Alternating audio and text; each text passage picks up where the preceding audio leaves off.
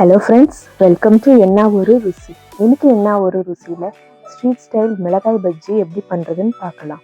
இந்த ஸ்டைல் கண்டிப்பாக ட்ரை பண்ணி பாருங்கள். ஒரு பஜ்ஜியோட ஸ்டாப் பண்ண மாட்டீங்க. கண்டிப்பாக 5 பஜ்ஜியாச்சும் சாப்பிடுவீங்க. கண்டிப்பாக எல்லாரும் ட்ரை பண்ணி பாருங்கள்.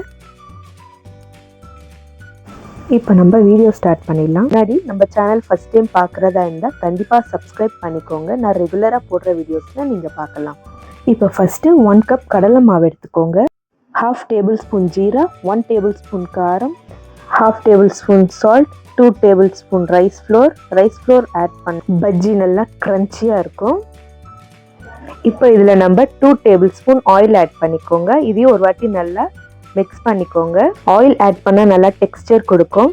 இப்போ இதில் கொஞ்சம் கொஞ்சமாக தண்ணி ஊற்றிட்டு நல்லா மிக்ஸ் பண்ணுங்கள். ஒரே வாட்டி நிறைய ஊற்றாதீங்க. கொஞ்சம் கொஞ்சமாக தண்ணி ஊற்றிட்டே மிக்ஸ் பண்ணிக்கோங்க. பஜ்ஜி மாவு கன்சிஸ்டன்சி எப்படி இருக்கணும்னா தோசை மாவை விட கொஞ்சம் லூஸாக இருக்கணும்.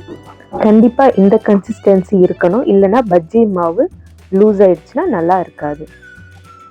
இப்போ பஜ்ஜி மிளகாய் எடுத்துக்கோங்க. நடுவில் ஒரு கட் பண்ணிக்கோங்க. உள்ளே இருக்கிறத இந்த மாதிரி நல்லா ரிமூவ் பண்ணிடுங்க. இப்போ ஆயில் நல்லா ஹீட் ஆனதும் பஜ்ஜி மாவில் நம்ம கட் பண்ண இடத்துல ஒரு ஃபிங்கர் வச்சுட்டு இந்த மாதிரி டிப் பண்ணிக்கோங்க. இந்த மாதிரி டிப் பண்ணால் மாவுலாம் பஜ்ஜி உள்ளே சேரும். அதை அப்படியே ஆயிலில் போட்டுக்கோங்க. எல்லாமே இதே மெத்தடில் பண்ணுங்கள். கண்டிப்பாக பஜ்ஜி மீடியம் ஃப்ளேமில் ஃப்ரை ஆகணும். நீங்கள் ஹை ஃப்ளேமில் பண்ணால் பார்க்க மட்டும்தான் கிறிஸ்பியாக இருக்கும், உள்ளே வேகாது. சரியா? நீங்கள் மீடியம் ஃப்ளேமில் பண்ணிங்கன்னா வெளியே கிறிஸ்பியாகவும் இருக்கும், உள்ளே சாஃப்டாக வெந்திருக்கும்.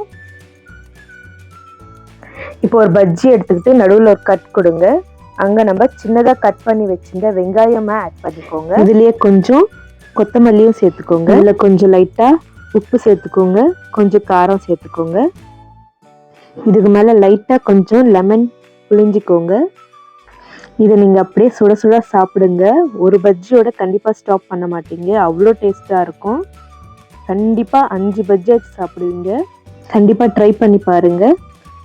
இந்த வீடியோ உங்கள் எல்லாருக்கும் பிடிச்சிருக்கும்னு நினைக்கிறேன். பிடிச்சிருந்துச்சுன்னா நம்ம சேனலை கண்டிப்பாக எல்லோரும் லைக் பண்ணுங்கள், ஷேர் பண்ணுங்கள், சப்ஸ்கிரைப் பண்ணுங்கள். தேங்க்யூ ஃபார் வாட்சிங்.